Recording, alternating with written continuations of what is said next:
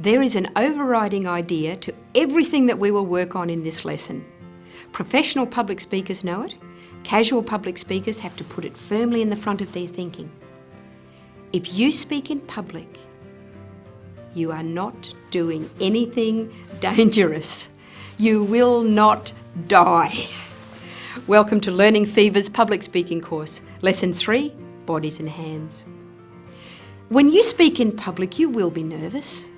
Your heart rate will go up, you will hear your pulse in your ears, you'll have to think about your breathing.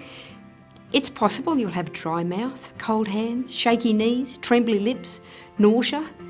If you're of a certain age, you will go red and you may sweat a bit. But you will not die because you're speaking in front of others. It sounds so simple, but it's such a valuable tool for your psyche. Keep it in the front of your mind. These symptoms are all performance anxiety. Most performances have a couple of these. I've got a rumbly tummy at the moment. It's nothing unusual. So let's calm down and think about how a public speaker uses their bodies. We'll start with clothing. You need to be confident, and this means grooming. You know when you feel confident, what makes you feel your best. But comfort is really important. Your clothing should be loose and allow you to breathe. Put your belt a hole looser. Often we have this feeling that a new outfit will do the trick, will boost our confidence. But avoid anything new unless you've rehearsed in it, especially shoes.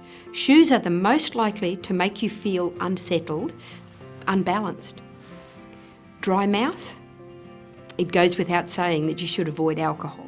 It won't help, and it can make your mouth dryness worse. A sweet cough lolly is the best. I use butter menthol. Have these beforehand while waiting to be announced. Another good reason to avoid alcohol is that people will want to interact with you afterwards, and you don't want to undo all that hard work. Avoid caffeine too.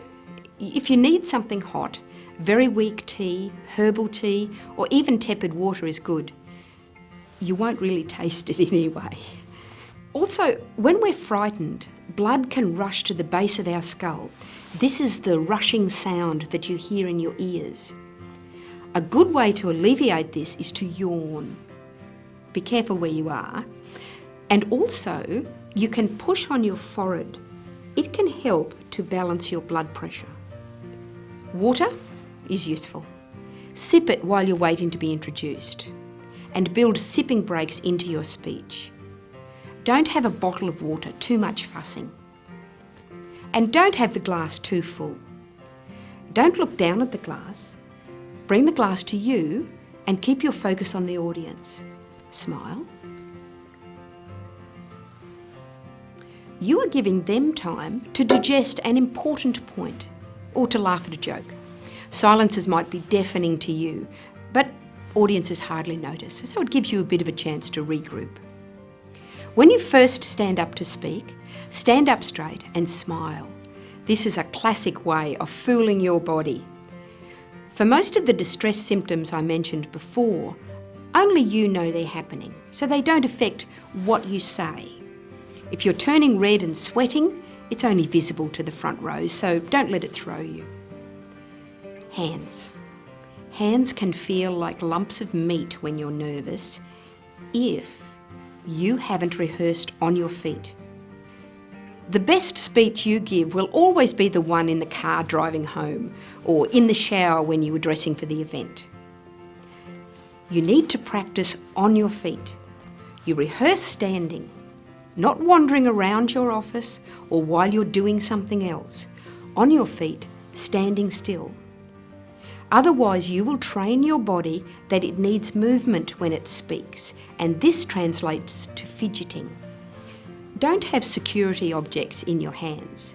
If you have a pen in your hands, you will click it, or you'll put it to your mouth and fidget with it. Hands stay still and are lifted above the waist to gesture. Turn pages, make a point, and then returned. Use an open-handed gesture. Pointing is never appreciated by an audience. If there's a lectern, step to the side or the back. This is to ensure that you don't lean. If the venue has a technician, ask their advice about how this affects the microphones. Leaning discourages your body from supporting you, and it makes you look casual and dismissible to an audience. And always rehearse with the props that you are going to use. Finally, realistically, you are delivering a message to one person. I'm speaking to you, for example. You can do that. The audience is made up of individuals, and you are delivering a message to each one of them.